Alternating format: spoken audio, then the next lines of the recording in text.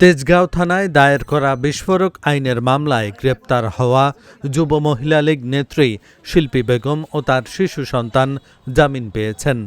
বুধবার বেলা 12টার দিকে কাশিমপুর কেন্দ্রীয় কারাগার থেকে তিনি মুক্তি পান। তার মুক্তির বিষয়টি নিশ্চিত করেছেন কাশিমপুর মহিলা কেন্দ্রীয় কারাগারের জেলার শিরিন আক্তার। এর আগে মঙ্গলবার রাত 8টার দিকে ঢাকার চিফ মেট্রোপলিটন ম্যাজিস্ট্রেট আদালতের বিচারক মোস্তাফিজুর রহমান তার জামিন মঞ্জুর করেন। গত সোমবার রাতে গোপন সংবাদের ভিত্তিতে তেজগাঁও থানার রেলওয়ে কলোনি স্টেশন রোডের নিজ বাসা থেকে শিল্পী বেগমকে গ্রেপ্তার করেছিল পুলিশ।